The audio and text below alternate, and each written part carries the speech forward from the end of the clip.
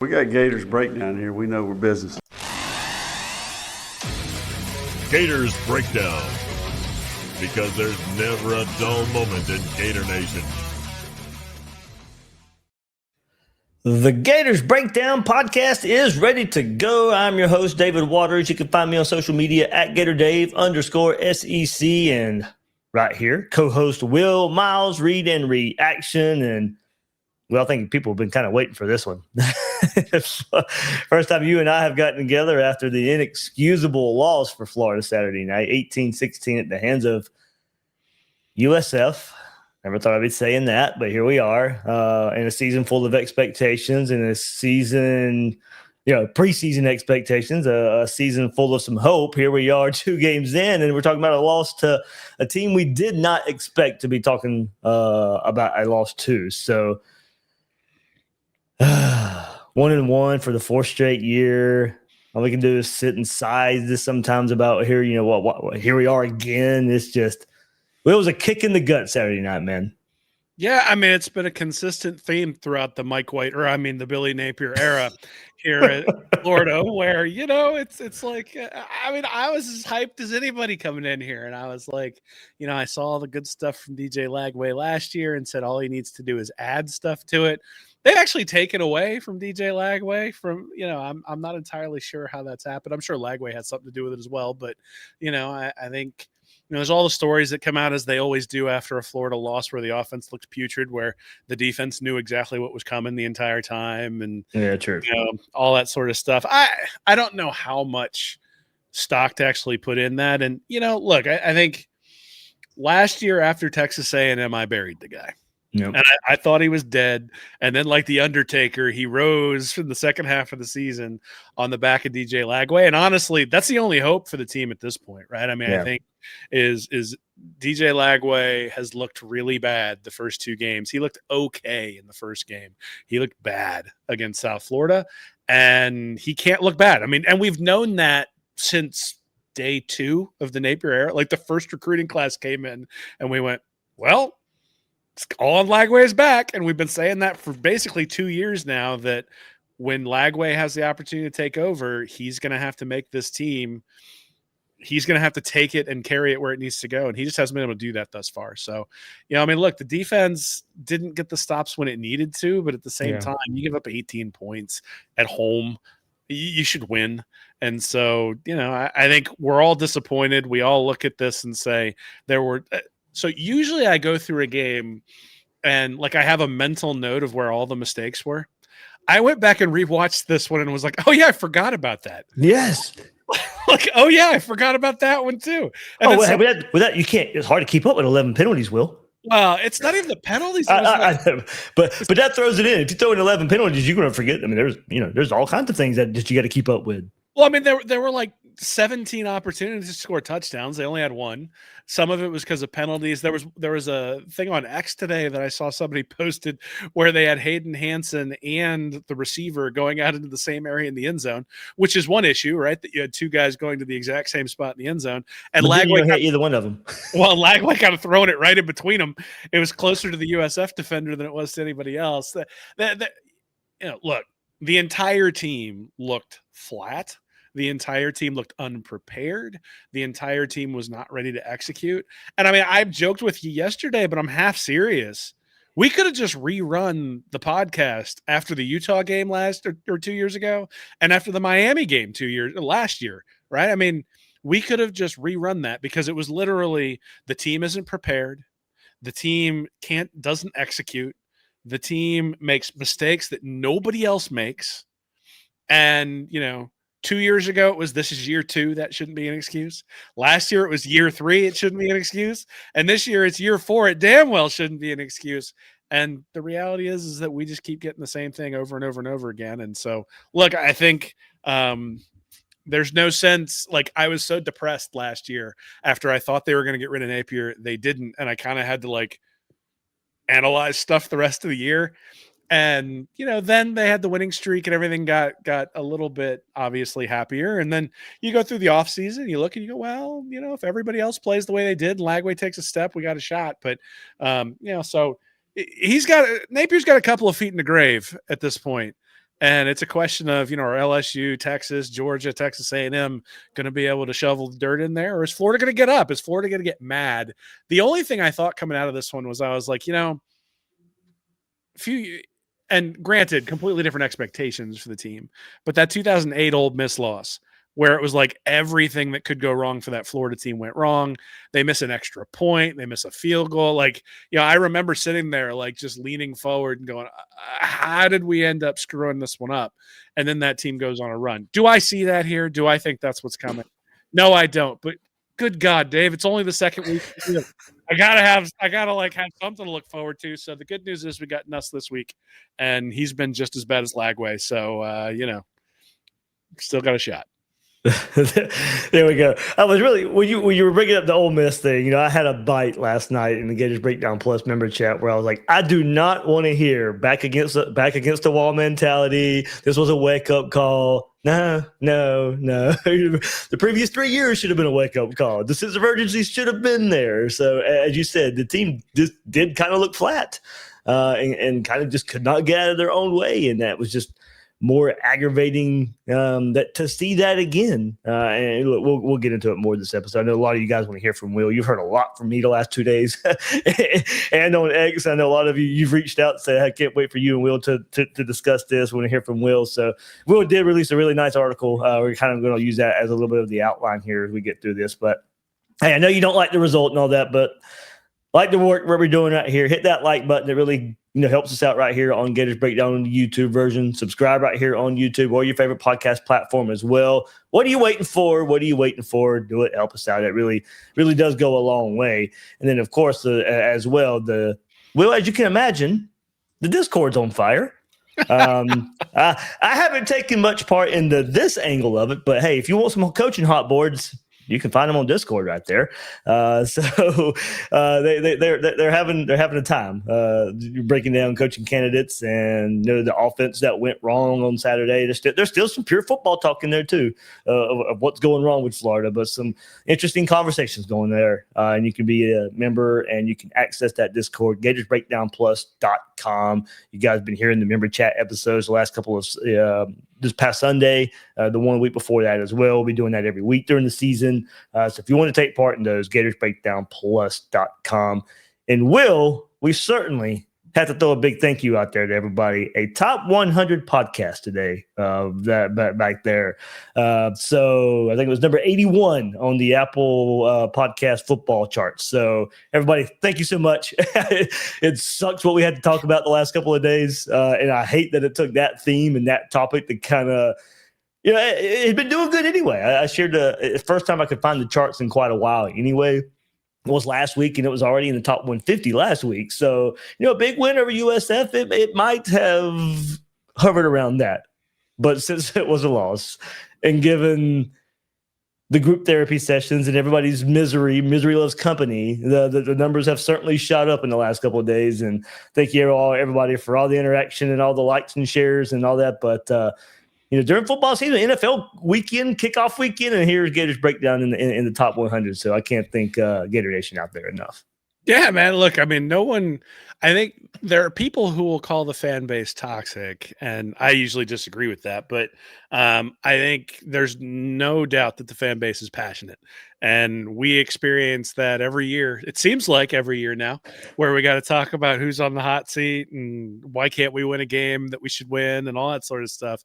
But the people are with us through all this stuff. And that is, one of the things that I think is actually a debate in all this is, does Florida take advantage of that from the standpoint of, administration, UAA, all that sort of stuff? Probably a bigger discussion than for tonight. But, the Florida fans show out. And they showed out the other night in the Swamp. They showed out against LIU. And that's one of those things where you're just like, really? LIU? And it's 9,000 degrees in that place.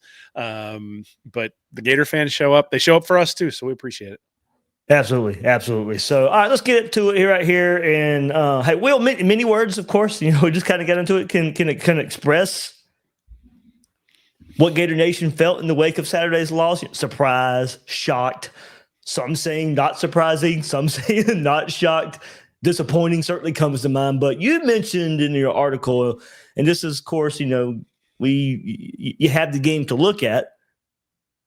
And I do like the word quote unquote predictable. Now, that's certainly a take that when you go back and look at after the game, you can say that because we weren't saying that before the game. None of us were predicting the loss here.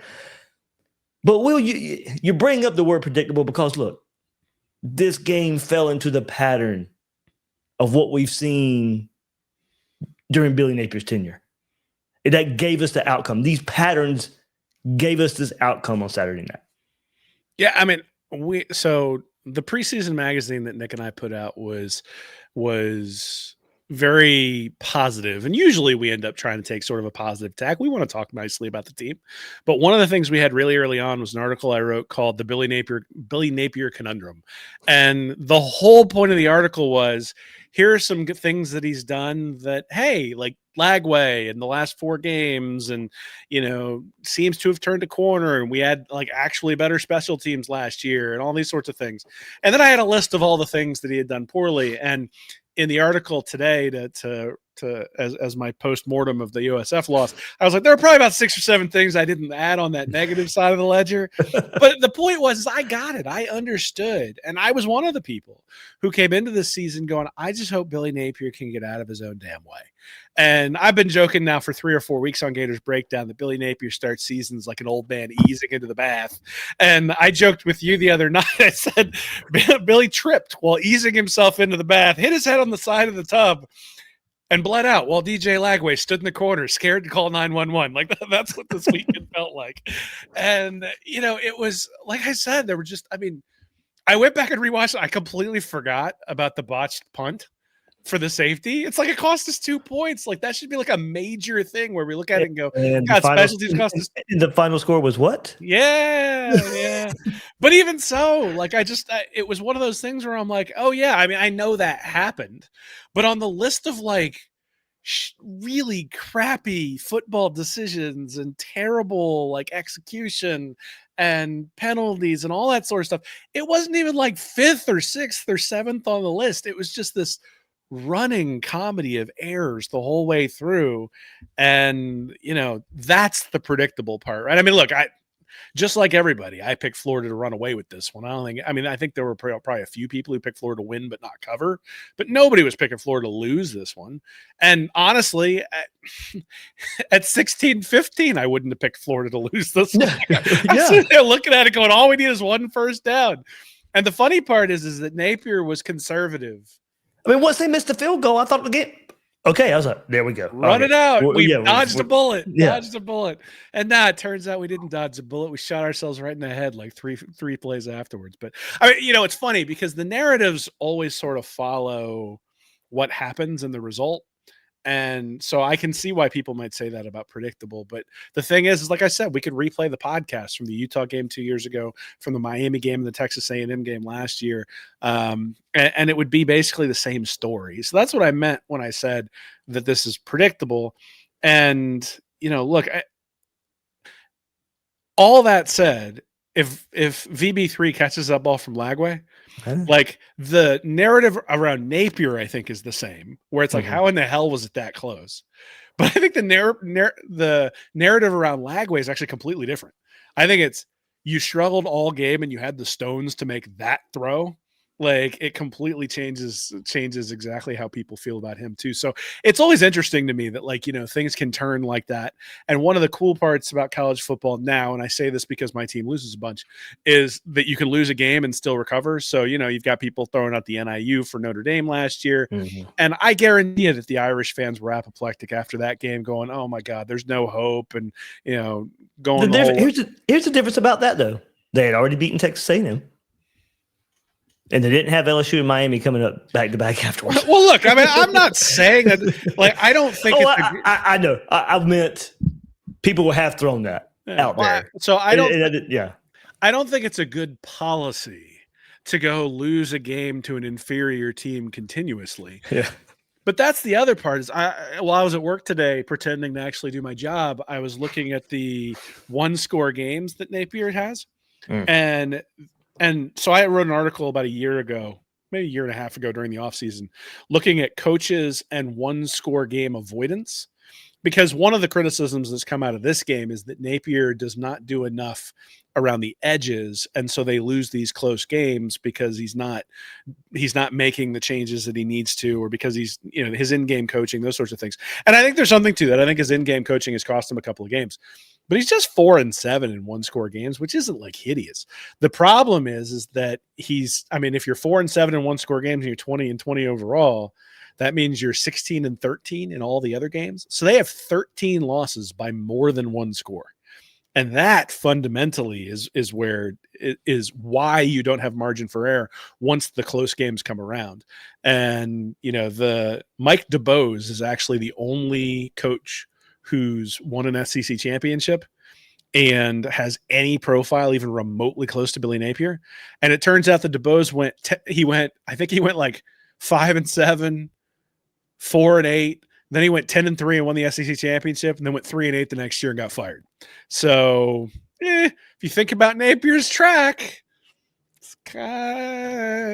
we'll see what happens this year. But he's on the DeBose route, the good news is that we've got an athletic director with a lot of job security in order to make sure that he can make a good pick the next time.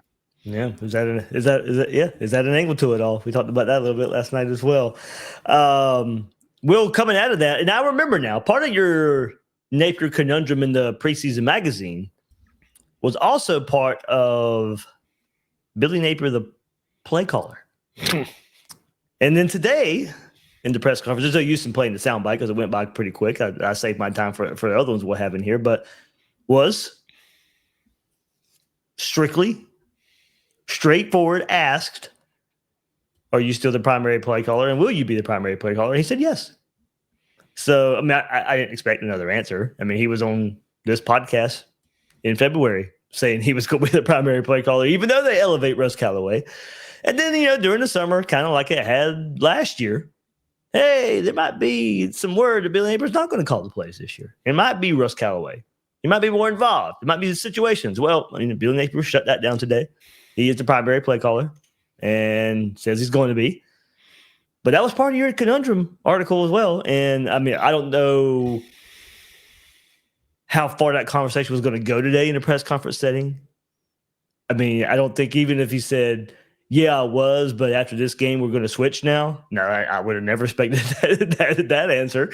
So, I think we got the answer most of us were expecting, and not much of a surprise there. But, Billy Napier coming out today and confirming when he was asked that he is the primary play caller. Well, they scored 55 points last week. So, it's just one bad week. Why would we want to change that? Look, I think I have admired Napier's commitment to what he thinks is right, even if it's directed the team in the wrong direction. But there's plenty of evidence at this point that if nothing else, he's not a special play caller. Average would be probably kind at this point in terms of what he's been able to do on the offensive side of the ball. I like this comment. Kings of Co. Will it ever come a time I can wear my scared money don't make money t-shirt? No, there will never come a time that you can. Well, you might be able to wear it right before you throw it into the fire. That's probably where you're going to wear it. Here's the question somebody asked me, and it makes perfect sense. If Billy Napier was to get dismissed as far as head coach this year or next year, whenever it might be, is anybody hire him as an offensive coordinator? No.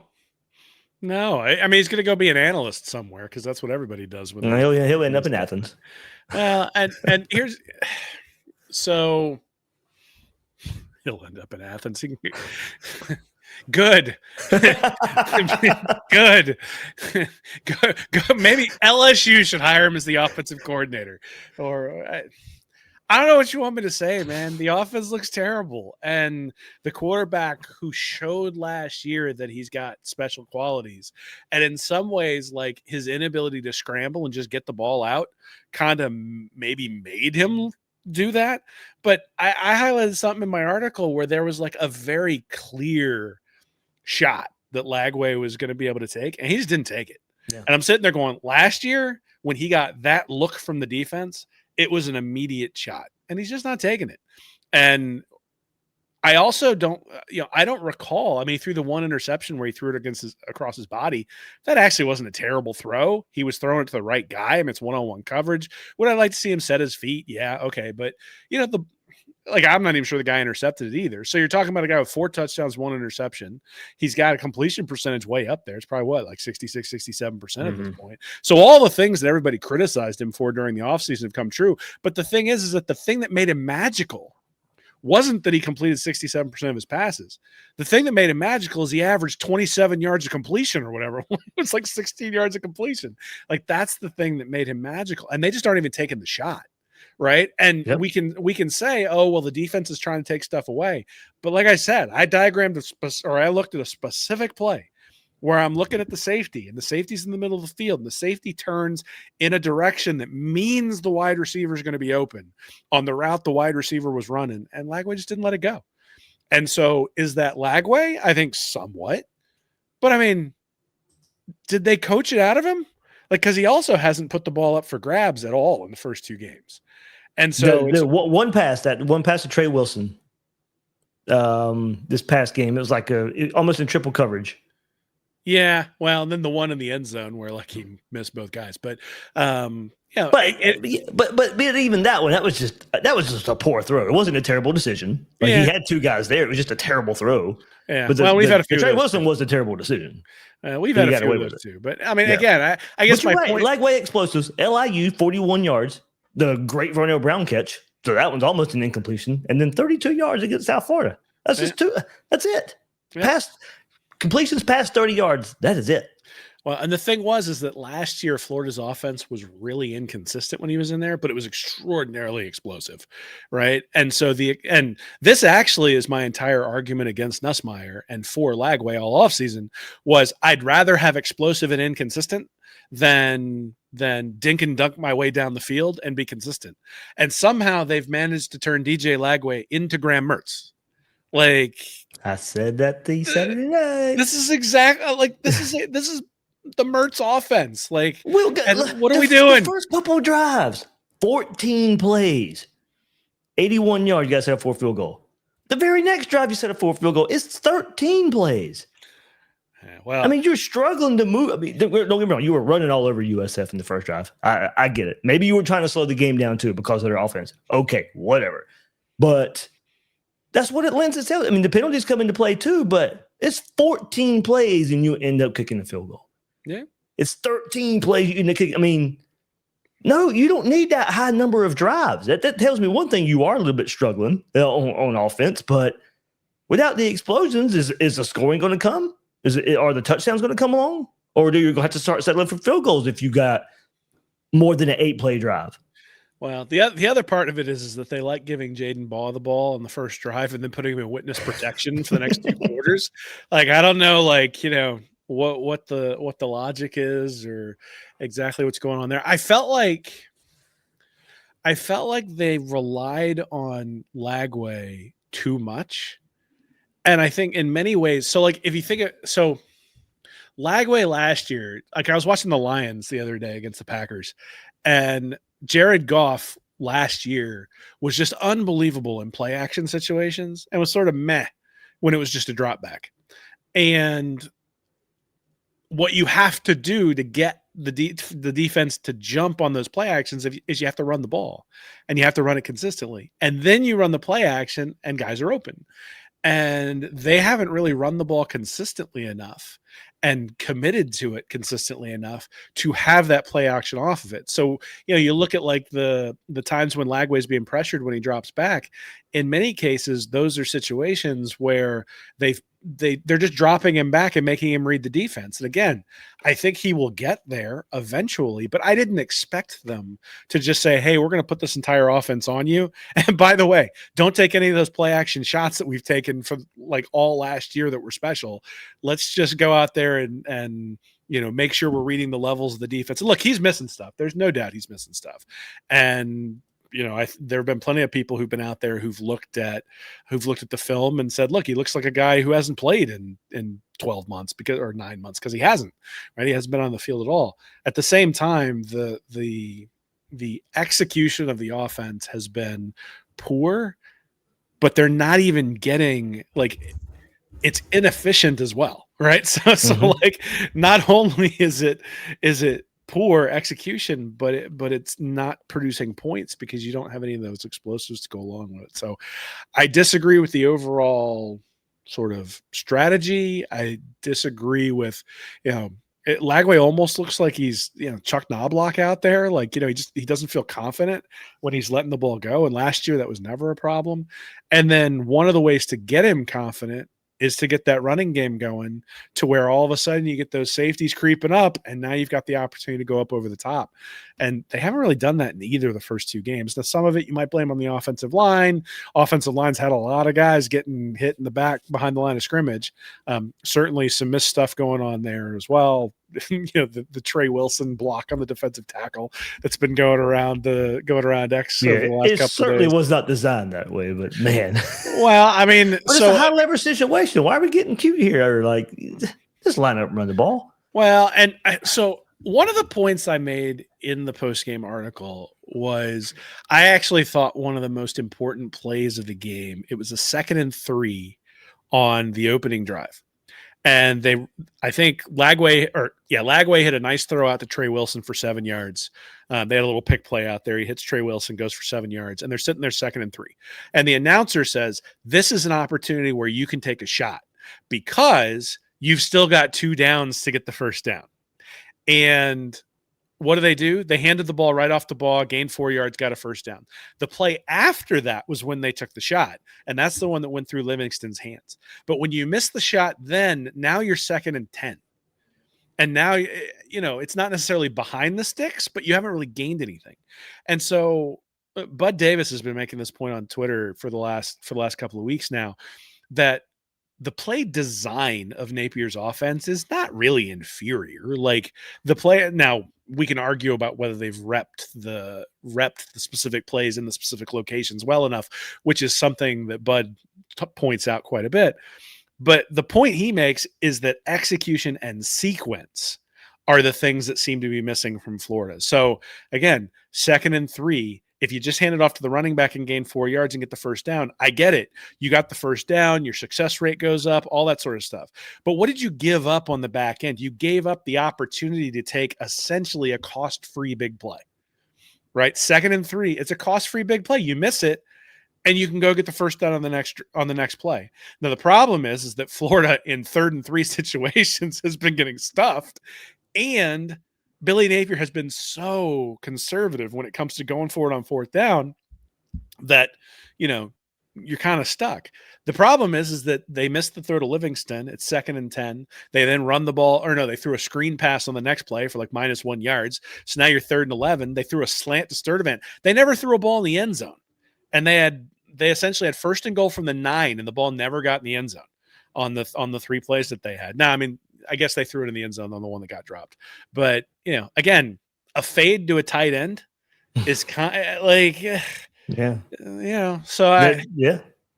that's where I was at too with that play call. And then the one to Hansen too. I mean, he might be taller than that DB that's on him, but we're asking him to make a play I'm not sure he can make.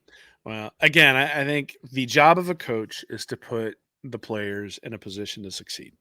Over and over and over again, Billy Napier has proven that he struggles with that, and he struggled with it again. I mean, and he even struggled with it today.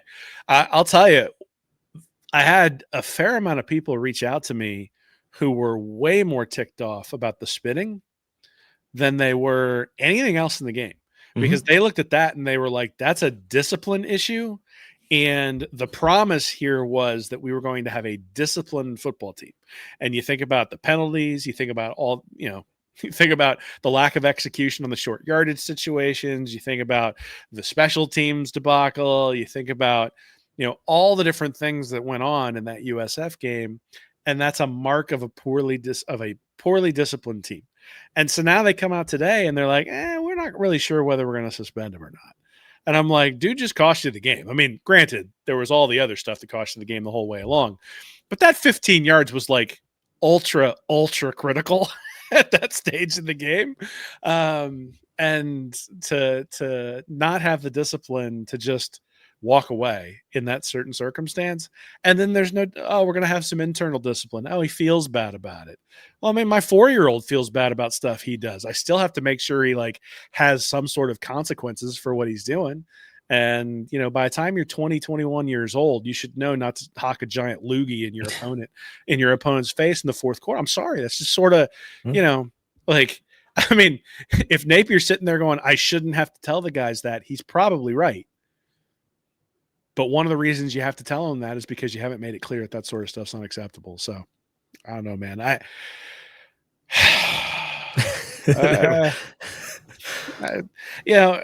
The last 4 games. When you're at a point where me and you just have to go.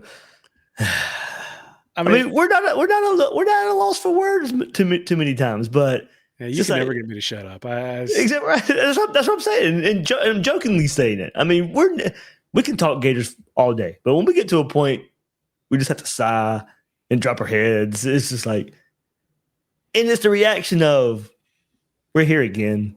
We're talking about this stuff again when we thought we were past it. And that's the disappointing part. It's, the hope, the optimism, it's gone. Can you gain it back? Possibly. Not many people are projecting it, but I mean, we know what's ahead of this team. And this was supposed to be the 2-0 start, setting you up for this big run. And here we are. It's just, oh my Lord. I mean, dude, here we are again. I'm going to start calling him Lucy Napier, because every time I run to kick the football, he just pulls it right out from under me and off I go. Plus, it's kind of fun to call him Lucy Napier, but it's so frustrating, Dave. And the frustrating part actually isn't the loss in itself, though that's plenty frustrating. The frustrating part is we should have seen it coming. Like, we both knew, and we're sitting there going, well, we got to, we're sitting there. We got the talent it can overcome. Okay. I talked myself into that. I'll fully admit I did. And it's no fun to sit there all off season just going, nah, this guy's going to butcher it. Like he's going to. So you sit there and you look for every single possible thing. And it's like, okay, well, the defense really turned a corner last year after Ron Roberts took over. Awesome. And DJ Lagway came in. It was like a completely different offense. Awesome. And Caleb Banks is coming back and Tyreek Sapp is coming back. Like, and you look at all that stuff and you go, awesome. And the thing we just glossed over, or maybe just didn't address because we didn't want to, and because quite honestly it's depressing to do it, is Billy Napier still the head coach. And we have seen this team be unprepared like multiple times in the past 3 years. I mean, you think about even the win over Utah. The next week they come out and they face plant against Kentucky. They've lost to 2 7-6 Kentucky teams in his tenure. They lost to a 4-8 Arkansas team. Vanderbilt year one. Vanderbilt in that first year. I remember I got into a little bit of hot water because the week before I said you can't lose to Vanderbilt and build the program, and it turns out maybe I was right. But I don't know, dude. I got nothing. I got nothing. I think people you don't know how hard that is. Like, you guys have listened to Gators Breakdown. We come on here Monday nights and I can set up Will and Will can just go. Yeah. People probably called in expecting to hear, or tuned in. Expecting to hear me just be angry. And I'm just not angry at this point. Apathetic. That's the word. Yeah. That losses don't hurt as much anymore. I mean, maybe that's coming with some age. I'm 42 years old now, so just thinking about it. But it's just like, yeah, okay, we've seen it too much. We know nothing's immediately going to happen anyway. Probably nor should it. I mean, it's 2 games in. We'll see what happens. But go ahead. Yeah. Well, so my son came over to me as I was pacing, as Billy Napier was not letting USF score. And he asked me, Dad, have you thrown your F-bomb yet? Because I have that little F-bomb that I throw at the TV. And I'm like, no, I can't find it. And he's like, you need to find it. Like he could tell that I was just sitting there clenching my fists. Like, what in the hell is going on? And then about 5 minutes afterwards, I was like, okay, and all off season long, we've said we're going to know. Right. And that's the takeaway for me is that, we know. Now, look, maybe he rises up from the dead like the Undertaker, and all of a sudden Lagway takes off. And again, I think this team needs a little jolt of confidence, and I think Nussmeier might be able to give it to him. But you're going to have to go out and make your own luck at this point. They're probably actually kind of fortunate they're outside of the swamp this week. Like just going on the road, having a band together, like all that sort of stuff. I think that I expect them to play well Saturday, honestly. I mean, I don't know what to expect, Dave. I don't. Like, I sit there and I look at it and I go, I literally was expecting to pick Florida by 4 touchdowns based on like all the preseason stuff that I'd done. And now I'm not sure that they'll score 4 touchdowns in the next 3 weeks. So, it's like you're not winning shit if you score 18 points or 16 points a game is really sort of what it boils down to. Whether it's USF, whether it's Florida State, whether it's Tulane, like, you score 16 points, you're not going to win a whole bunch of games. And that's just where they are. Like, this team has such a far hill to climb in order to get to where they need to be. And that's part of it. Well, I mean, okay, great. You were supposed to start 2-0. All right, so you're 1-1 now. None of us were expecting this team to go undefeated, even with the good feelings we had about the team. So now it's an even bigger hill to climb than what we thought 2 weeks ago. Like, we thought it was going to be tough to go 10-2, 9-3, and make the playoff. Now you got to go 10-2, 9-3 with a 1-1 start. Well, and the thing is that the hope for last year was that the team struggled until Lagway came in. No. And now you've had the first 2 games and Lagway has struggled. And so there isn't another DJ Lagway sitting in the wings. Like Tramel Jones, look, I think nobody loves backup quarterbacks more than Florida fans. Yeah, but he ain't coming in and fixing this. Like, this is something where Billy Napier and DJ Lagway are going to have to figure out how to turn this ship around. And the question is, can they do it given what's coming? Like, I thought, shows you what I know. I thought that Florida having the 2 cupcakes and then the road games early was going to favor them. Because typically, and honestly, from an injury perspective, I've been kind of right that, you tend not to, like, early on, you don't have all the attrition. So they're going to go into this LSU game for the most part pretty healthy. The problem is that the guys who have been healthy aren't playing well. And so, at that point, I mean, the only guy they've lost is what? LJ McCray? Yep. I expect Banks back this week. Dallas Wilson, maybe not. But, I mean, come on. Dallas Wilson is not winning or losing the game for Florida on Saturday. So, it's just – but, yeah, I think Banks is an integral part, especially with this LSU offensive line. But you're right. And this team is – put it this way, a lot more healthy than we were playing LSU last year for this game. Yeah, but this is also – so this is the thing we've really been harping on for years now, which is that if you put all your eggs in one basket, those guys have to deliver. So would Caleb Banks have made a difference in that USF game? Yeah, I think he would have.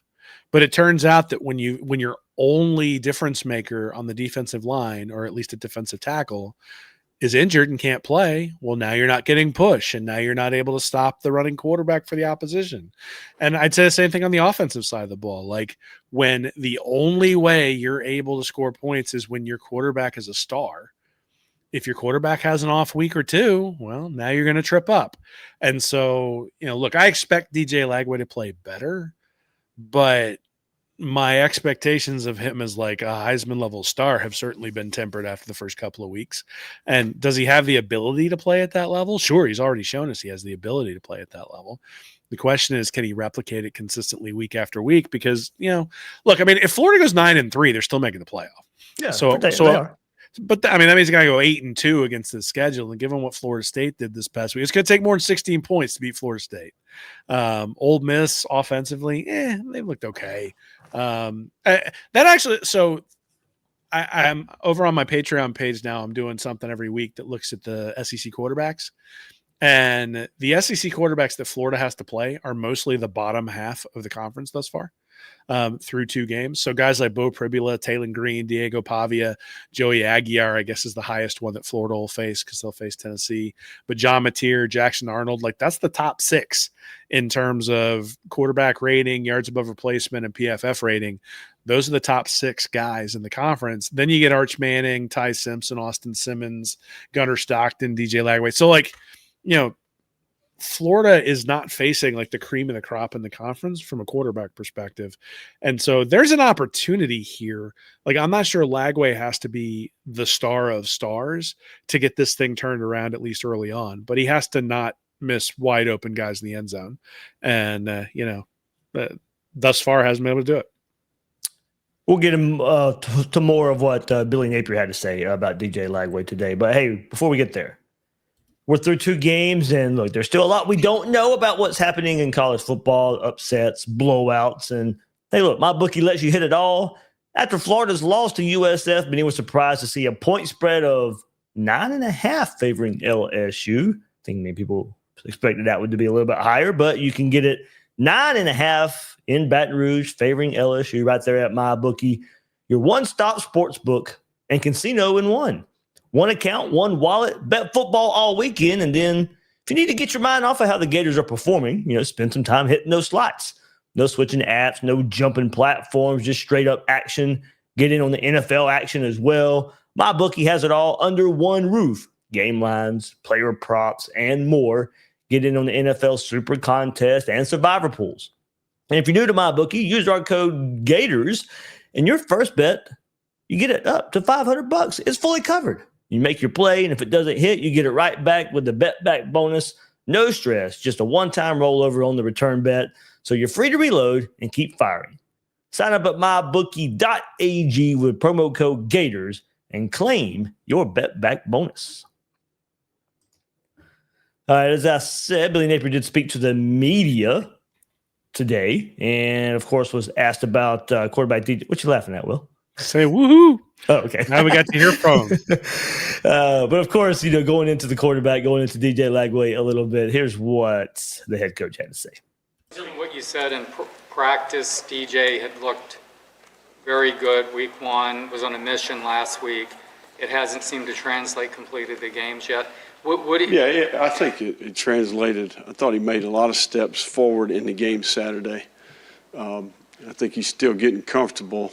You guys can see that much like he can, and we can. So, but he did a lot of good things in the game. I think he's still getting in the rhythm. This was 3rd week of practice. You can see that, getting comfortable with some of these skill players. And then, I think he's really close, to having a huge day. And so, he takes that personal, and he's an elite competitor. And the number one motivator for him is being able to execute and perform and do his job for his teammates. That's the thing I respect about the guys. When he doesn't get the result he wants on a play, his immediate feeling there is about letting the guys down. So highly motivated to continue to improve. But, yeah, he definitely did a lot of things better. But there's more. There's ceiling left there for him to improve. And, look, we got to play better around him at times too. A little more precision across the board in the throw game. And then, I think as a staff we can help him as well.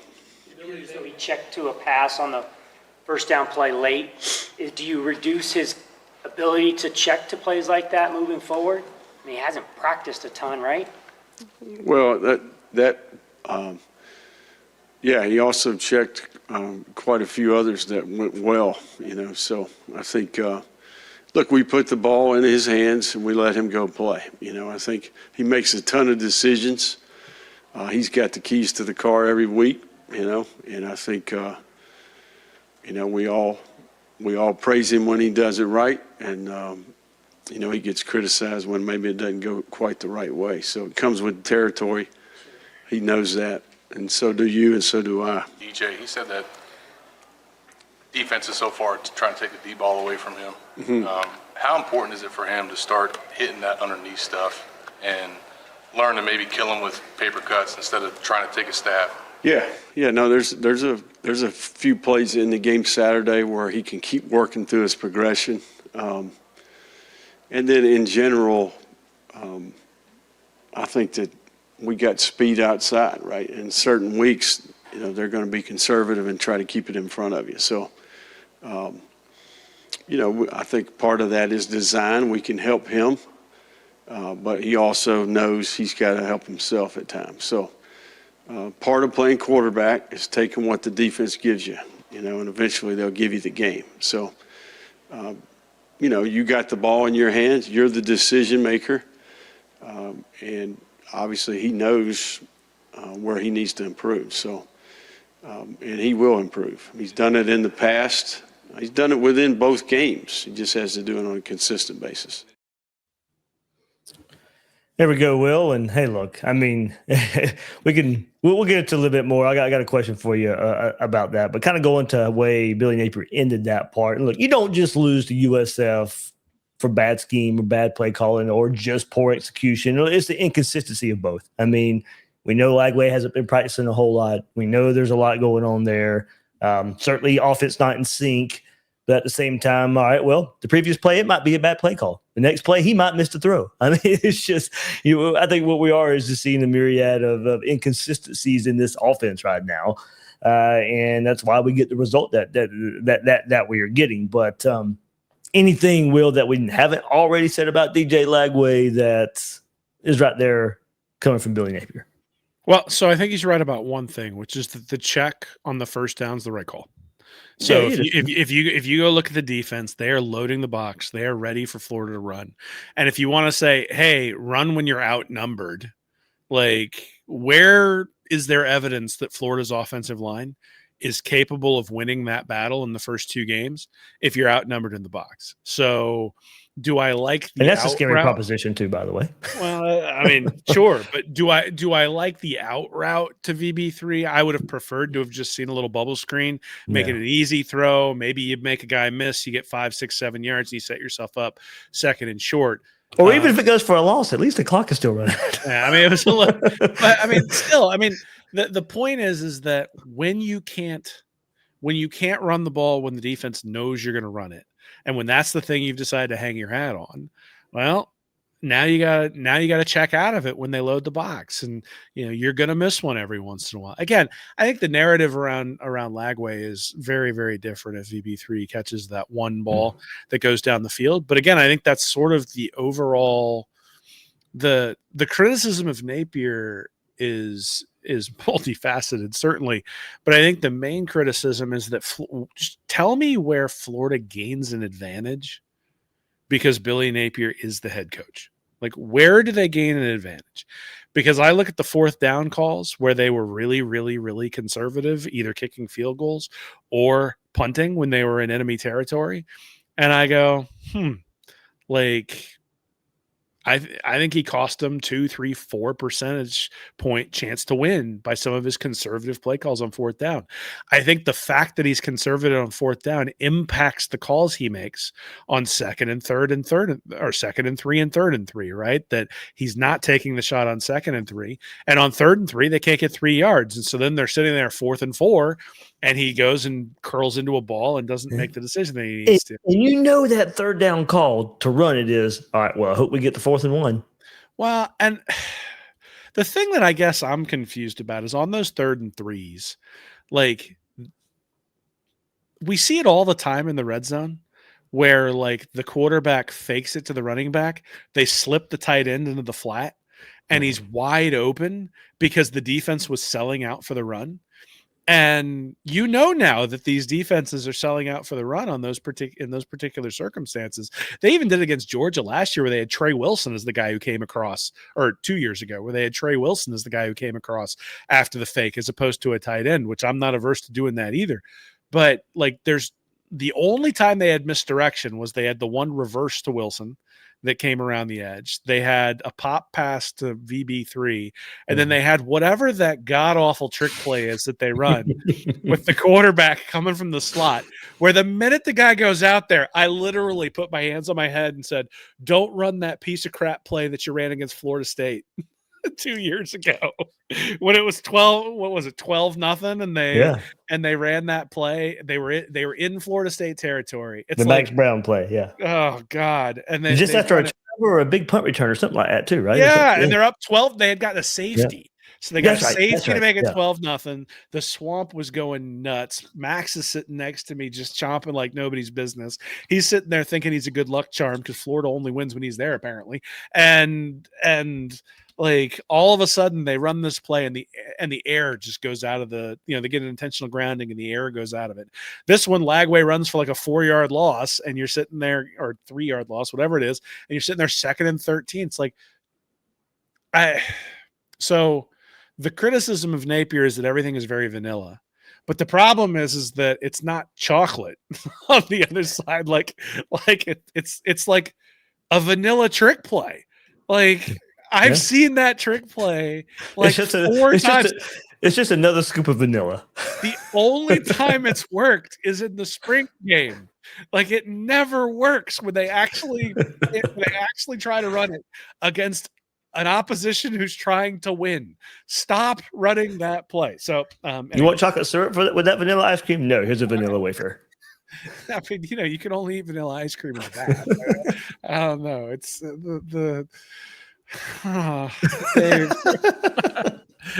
I can't take it. I can't take it. The man's he's driving me crazy. Can't take it. We'll be wrapping it up soon. But of course, it's the theme, the question I ask in the episode title here. Can Florida recover? Is this recent loss completely erase optimism? Is there any hope now? I mean, like you said, it's 2 games in. You don't really want to punt on the season yet. I think we just all know how difficult whatever they have coming up is. Like I said, I still expect them to play good Saturday. Maybe that's hope. Maybe that's blind optimism. It certainly can be labeled that way. But I don't want to. I mean, 2 weeks ago we sat here and did our predictions, and we were so high. I don't want to erase what we thought 2 weeks ago, but it's hard not to do that after what we saw Saturday night. So, we've seen Alabama struggle with USF, and some they came away with the victory. So, and I know I even brought it up Saturday night. You brought it up earlier, and Notre Dame and NIU, and you can overcome early losses or whatever, but it's just it seems different. It feels different because this is just following the same pattern of losses that we've seen under Billy Napier in his first 3 seasons before this. So, can Florida recover? I guess yes, it's possible. Do we see Florida recovering as probably the better question? And I'm just not sure I do. Well, I mean, put it this way. When you said, I don't want to punt on the season, I said, me neither. We'd probably drop the snap. Like that was the first thing that came to mind. The punt just flew over my the season just flew over my head. Yeah, we have so I always talk about coaching and really sort of running a program as well. Usually I talk about hope, but I talk about it in terms of like a series of deposits and withdrawals. Right. And that and the last 4 games last year were really about making deposits for Billy Napier. But those deposits were like to get him to level. Right. He had taken so many withdrawals in the first few seasons that he'd been here that sort of just got him to like, well, maybe he won't completely screw it up with his own players. And, the last 2 weeks have sort of indicated that no, like he's taking some withdrawals here. And I don't think either one of us expected him to take withdrawals against LIU or USF. And no. And he's running into the red. I mean, can Florida recover? Sure. But there is, and I guess the last 4 games of the year last year proved that this team has the ability to look like complete garbage early in the season and look completely unprepared early in the season and still turn it around and play really, really well by the time the end of the year comes around. It's incredibly frustrating that they're not ready to go when they quote unquote spot the ball to start the season. Billy Napier spent all offseason talking about championship practices, championship practice habits. He invited all the expectations that we were happy to sit there and say, okay, yeah, you want to say that? Cool. So can they recover? Yeah. I mean, there is a scenario where Florida goes out and beats LSU this week, and they do it handily, and DJ Lagway looks awesome. You and I are going to come back out here and we're going to say, wow, like we didn't see that coming, but that gives me some confidence going into the rest of the year that this team has it in them. But you and I are also both going to sit here and go, we don't know when Billy Napier is going to allow them to drop a giant turd again either sometime later in the year, because we know one of those is probably coming at some point along the way too.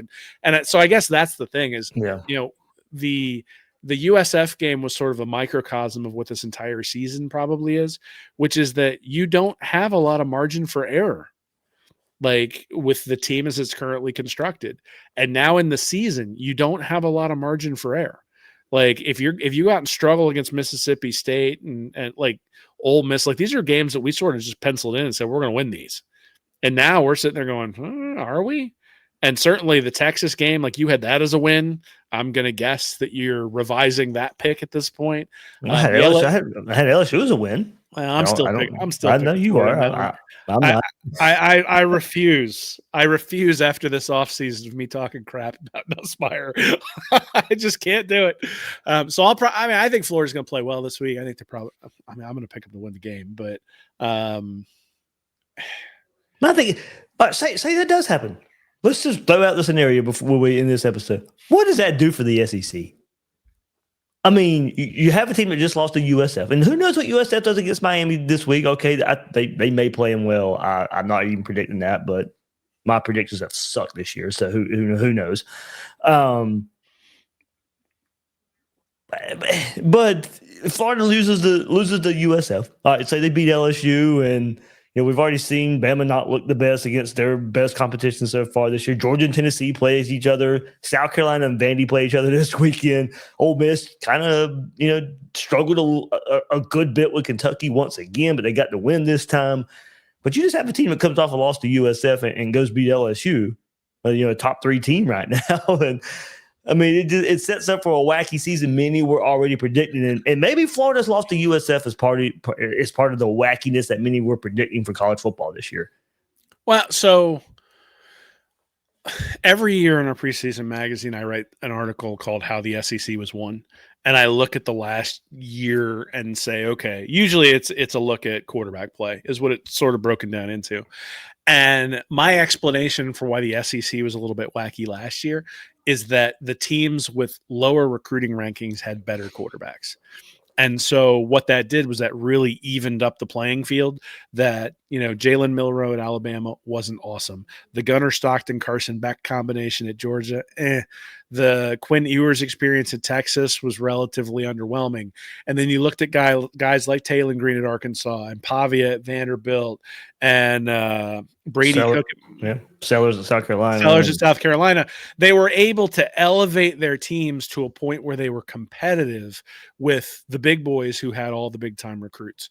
And I think, and again, this sort of goes to the 2-week SEC rankings that I have. I think that's happening again this year.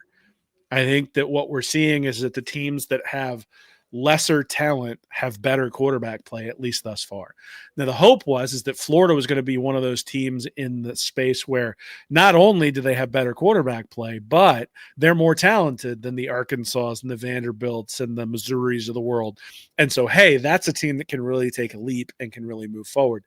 But the only place where I have any sort of hope is that when I look at the quarterbacks that Florida's playing, they're literally going to play So I have DJ Lagway as the 4th worst quarterback in the conference right now, but they're going to play the 3 quarterbacks who are beneath him.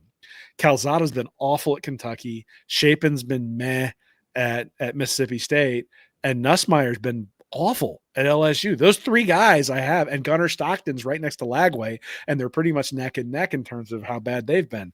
So I'm looking at the schedule going, Florida doesn't need to go from 0 to 100.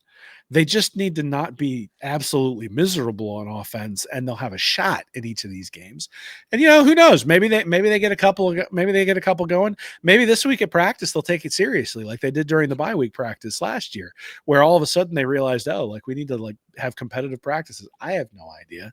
But if you ask, so like I said, I will going into this game, would you have? I would. Would you have Florida power rated as the last team in the SEC? No, I think Kentucky is worse. Okay. I think so. Calzada has It's between the two. It's between the two.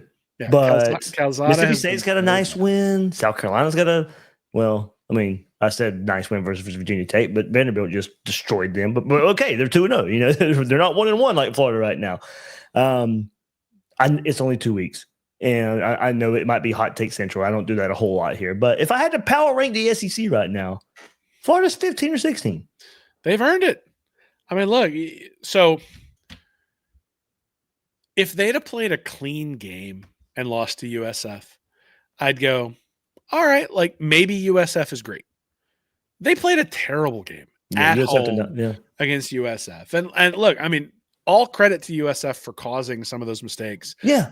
And I know there will be people who will like, look, the OPI on Hansen was a terrible call. But when you're relying on one or two calls to get the win, like maybe you get the win, but I don't walk out of this game with a win feeling any better about it. Like if you'd have walked out of that USF game, like the criticism from me would have been the exact same. If they'd have converted a first down, let's say they check to the pass on the first throw from Lagway and they convert that into a first down, and then they run the ball 3 times, convert that into a first down, and they salt out the clock. Do you feel any better 16-15 walking into this game for LSU? I mean, I think maybe we feel better from the standpoint of 2-0, you still have one extra opportunity to slip up. But I would have walked out of that game with the same exact thing where I'm just sitting there going, like, I guess what I would have said is you dodged your bullet and now it's time to put the pedal down. And I guess that's sort of the same thing, right? Is you didn't dodge the bullet. The good news is in the playoff era, you can get shot and still recover.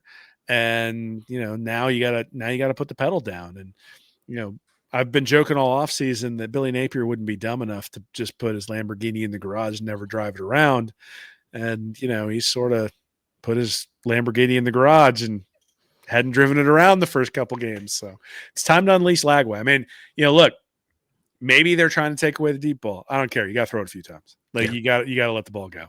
And we can sit there and talk about progressions. I know you should see that receiver dragging across the middle for the 6-yard gain instead of taking a sack and those sorts of things. But that's not what makes that guy special. What makes that guy special is that he will put it up there. And the minute you give him a window, last year at least he was able to take advantage of it. And that's the only hope. The only hope for recovery is that DJ Lagway starts playing like DJ Lagway from last year. If he keeps playing like he has the last couple of games, we're in for a long season. That's for sure. All right, well, maybe next Monday we'll be on here and it'll be better spirits, and you will be vindicated for your Nussmeier off-season banter. That's taking Gator Nation by storm in some ways. The funny part is I've been pinned into a corner at this point. I didn't think he was going to be this bad. Like I didn't. Like I think Garrett Nussmeier is an average college quarterback. But everybody's out there like he game managed his way to that win over Clemson. Clemson's awful too, and Klubnik is bad. Like it's just like at first he's going to be a first round pick. I saw somebody broke down on X. You can still be right and Florida lose, by the way. So. Well, that is true. That'll be even more aggravating. Like how aggravating will it be when Nussmeier outplays Lagway and they both play awful? Like it'll kill me. But it's funny as I get older, and I've seen a lot of people post stuff about like, we need to stop giving money, like stop buying concessions and all that sort of stuff. But as I get older, the value in this is that I'm getting to spend time with my son, that I'm texting my buddies about this sort of stuff, that there's a narrative, there's stuff to talk about, all that sort of stuff. And look, I hope Florida wins a national championship someday while I'm still alive. I hope that Florida gets a coach in here who gives me some level of confidence that they're going to do stuff right. Like I can remember Urban Meyer going to SEC championship games and BCS championship games and thinking there's no way this guy's going to lose. Right. And just, you sort of walked in with that confidence, like, Percy Harvin's out. They'll find a way. Yeah. Oh, like Tebow had a concussion. They'll figure out a way to get this to work. Like, you walked into it knowing the team was going to be fully prepared. And look, maybe Urban Meyer's teams were going to lose. And, that 2009 SEC championship game against Alabama, that team lost. That team was prepared, right? I mean, they lost because Alabama was turning into a juggernaut. Yeah. They didn't lose because Urban Meyer went out there and like blew a timeout because he wanted to get his guys to huddle together that he then needed 2 minutes later. And then was sitting there going, well, we only had 2 timeouts, so I guess I'll just let him kick an 8-yard field goal. Like, like there was so much he could have done in the last 252 to help Florida get a win. He didn't do any of it. And so, I would like to say that I hope he learns from it, but I think history indicates that we just need to win by more than 2 touchdowns. All right. Like I said, hopefully better feelings a week from today. So that's what I'll be sitting there cheering Saturday night, no matter how aggravated this makes us feel. Saturday night being in front of not going to Baton Rouge or anything. So just enjoying a little bit of day football, and we'll see what the Gators do at night. But man, yeah. So my kid's got a baseball tournament this weekend. I'm hoping they haven't sent the schedule yet. I'm hoping that it's not during the game. We're one of my buddies is a Notre Dame fan, so he's invited me over to his house. I'm like, nope, I'm going to sit in my house and watch this Florida game all by myself, assuming that there's no baseball game. Watch this Florida game all by myself, and hopefully not have to cry myself to sleep because, that meme that always comes out in September where it's like, I'm going to let the next 4 months, I'm going to let 18 to 22-year-olds determine my mood for the next 4 months. Always really hits home with me. And so I'll let. Go ahead. I mean, what it's going to take is Florida's going to have to finally beat a good team on the road. Wow. Under Billy Napier. Hasn't been done yet. Well, his best road win is South Carolina in year 2. That's his best road win. And that's the one where they barely got it, too. That's the one they barely got. Pearsall. That is the best road win he's had. So yeah, what's his best win? Last year, Ole Miss. Yeah, I think given the circumstances, but that Utah team year 1 was big, was a really good team. Ended up being a really good team. But I still think that Ole Miss team, they get in the playoff last year. That's the team I would not have wanted to play. So it's between those two. Right? Yeah, I mean, I guess. I mean, it's more depressing because you keep talking about like we haven't beat anybody on the road, and I'm like, well, we played great at home last week, so that's right. That's the thing. I mean, man, you in last season beating LSU and Ole Miss, and then the first real team that comes in since then. Just once I'd like to have a season where in the first week or 2 of the season I don't have to have Bill Sykes texting me we can't have nice things. Like it's just an annual tradition at this point that he texts me that because he's right. Like under Bill that was Napier, the stat I put out before the season. He's gonna have to do something he's never done before. Even when we had the good feelings, beat a team that ends the season with a winning record on the road. Man, so LSU's gonna end the season with a winning record. Miami will too. Texas A&M will. And Ole Miss will. So there's 4 teams I think that's going to end the season with a winning record that he's going to have to do something he hasn't done as a head coach yet at Florida. Well, and now he's got to go 2-2. Yeah. He could have gone 1-3 and then run the table everywhere else and gotten to where he needs to go. But again, I mean, look, when you run that Mike White scheme, this is what you get. You get those results. And I mean, I remember living in the world for a little while with Mike White. He can't make the shots for him. Well, that didn't last too long. I remember getting a bunch of criticism when the football guy here wrote an article saying that Mike White needed to go because it was basically mediocre the entire time. And, and on the other side, I mean, that's how I feel on the football side now, right? There are enough data points at this point that in some ways I feel sorry for the kids, right? Like it's like, I get it. NIL, these guys are paid, all that sort of stuff, but they're also. Well, Gravy Biscuits just put it in here. I love these players. Won't stop watching them ball. And that's the thing is you and I are both sitting here just trying to figure out what to say. Like, hey, how can we have Gator Nation give them a big collective hug? And we're like, we're not doing that. Like, we're not going to sit there and try to gloss over how bad the loss was. At the same time, you and I are going to be glued to our TV or at the stadium for every game for the rest of the season. And we're going to enjoy doing it, right? Because the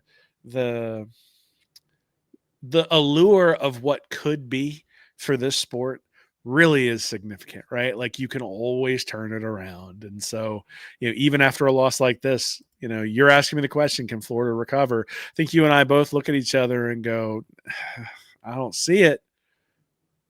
But stranger things have happened. Yeah. Like after that Texas game last year, I didn't think he was going to survive at all. Yeah. Like I wasn't sure he was going to coach the game after the Texas A&M game. I certainly. And that was now. Remember now, that was the week he got the vote of confidence as well. Oh yeah, and we got to see the Scott Strickland visual where he was sitting there with the score like 45-0 or whatever, as they showed his vote of confidence. So it's like I hesitate to be as negative as I was early in the season last year. But part of that was, and again, this was something that we wrote about in our preseason magazine, which is that the difference between 5-7 and 8-5 from a scoring differential perspective is relatively small. The difference between 8-5 to 9-3, 10-2 is significant. Like you have to outscore your opponents by a bunch in order to get there. And, what that means is that what that meant was Florida was going to have to improve on the offensive side of the ball and the defensive side of the ball to get to where they needed to go. And to see the offense regress means the defense has to be absolutely lights out the rest of the year for Florida to get where they want to go. And, maybe Banks coming back will make all the difference, but it's tough to see right now, man. For sure. So the rest of the week on Gators Breakdown, we will be trying to turn the page a bit more to LSU. Coming up, Blake Ruffino from Are You Serious Sports. He joins me every year previewing these Bengal Tigers. We will do that Thursday night this week. I'll be back later on with Sponge and Alex Shepard at some point this week as well. So, of course, we'll probably take a look back a little bit at this one to take a look forward at the same time. So, that's what you can expect right here on Gators Breakdown this week with Florida LSU Saturday night in Baton Rouge. So, all right, Will, good stuff, man. Yeah, man. We'll be watching. We'll be. Yeah, it's tough to be a Gator fan right now. It's been tough to be a Gator fan for about a decade, but won't stop us covering it. And like you said, hopefully next week we've got something really good to talk about. Some hope. Maybe Billy Napier makes a deposit. Maybe we actually throw the ball downfield. Hold Nussmeier to 98 yards passing, and let's come back out here next week with a completely renewed focus on what the team needs to do for the rest of the year. I want this one a lot for you, Will. So that's where I'm going with that one. So. All right, everybody, that'll do it for this episode of Gators Breakdown. I'm your host, David Waters. That is Will Miles. Guys and girls out there, thank you for joining us on this episode of Gators Breakdown.